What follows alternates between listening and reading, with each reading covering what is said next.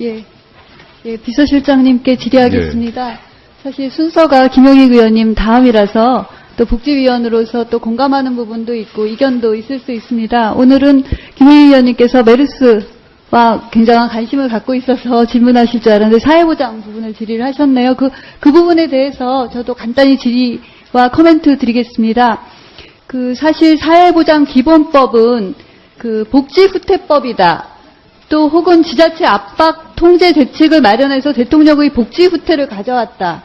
이런 부분을 야당 여러 의원님이 사실 지적을 하시다 보니 언론에 그런 부분도 부각된 부분이 있습니다. 그래서 복지부뿐만 아니라 대통령 비서실장님께서도 좀 관심을 가지시고 잘못 이해되지 않도록 관심을 가지실 필요가 있다. 이런 말씀을 드리겠습니다. 사회보장기본법이 복지후퇴법이라면 이 법이 필요하겠습니까? 그렇지 않다고 생각합니다. 96년 7월 제정된 이후에 2013년 1월에 또 전면 개정이 됐거든요. 박근혜 정부에서. 또 그래서 맞춤형 복지 전달 체계에 있어서 큰 역할을 하고 있다고 생각을 합니다. 그래서 국민에 있어서의 기초생활 보장제도나 복지 전달 체계 개편, 또 복지사각제도 해소 이런 부분에 있어서 큰 역할을 하고 있기 때문에 국민에게 바르게 알릴 필요가 있다 이렇게 생각을 하고요.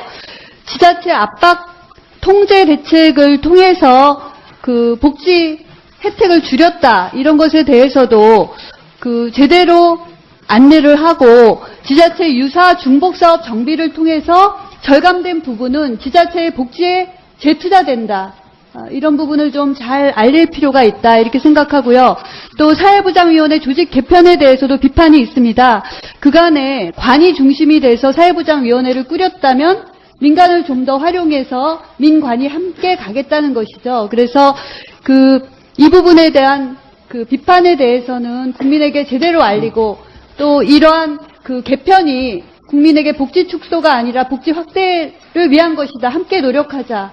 이렇게 조금 적극적인 안내와 홍보와 또 국민과 함께 가는 자세를 다시 한번 부탁드립니다. 실장님 그렇게 하시겠습니까? 제가 충분히 파악을 못해서 죄송하게 생각을 합니다. 지금 말씀하신 거 잘 명심하겠습니다. 예. 사실 메르스가 5월 20일 있었고요. 7월 달에 사실상의 종식이 됐다고 할 수 있었죠.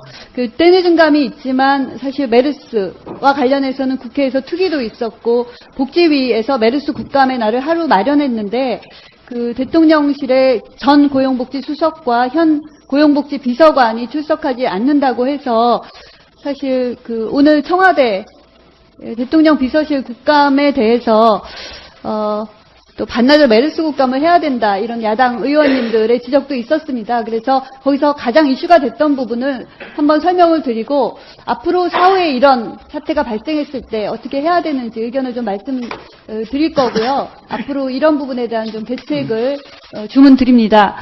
메르스 정보 공개를 안 했나 못했나 왜 늦었나 이 부분입니다. 안 했습니까 못했습니까 늦었습니까?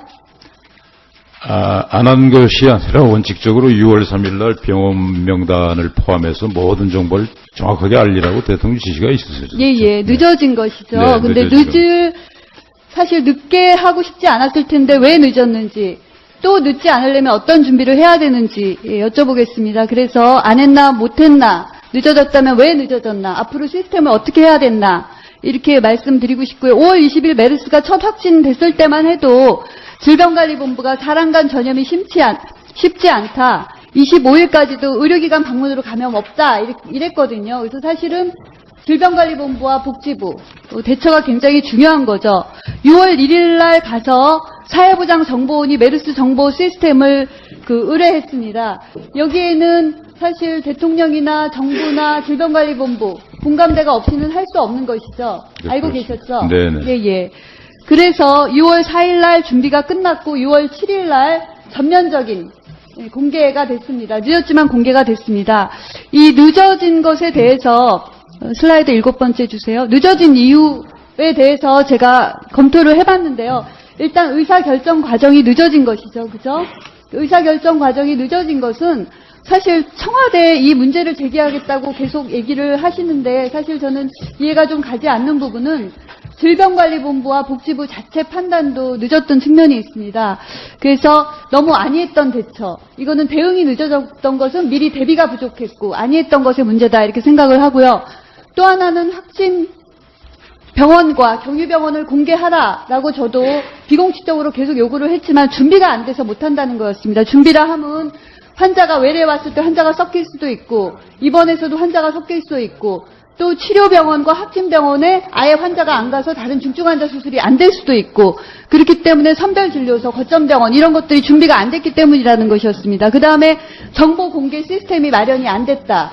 그런 거니까 의사결정 과정, 그 다음에 시스템의 준비, 또 병원에 대한 준비 이런 게 항상 필요한 것이죠. 네. 그리고 위기관리 소통 강화에 대한 우리 모두의 개념이 좀 바뀌어야 된다 이렇게 생각을 합니다. 올바른 정보 공개, 정확한 공개, 완전한 공개가 오히려 국민의 신뢰를 받을 수 있다 이렇게 생각합니다. 그러면 앞으로 정보 공개를 어떻게 할 거냐? 복지부는 9월 2일 날 그 세부 범위와 방법을 수립해서 발표하겠다라고 했습니다.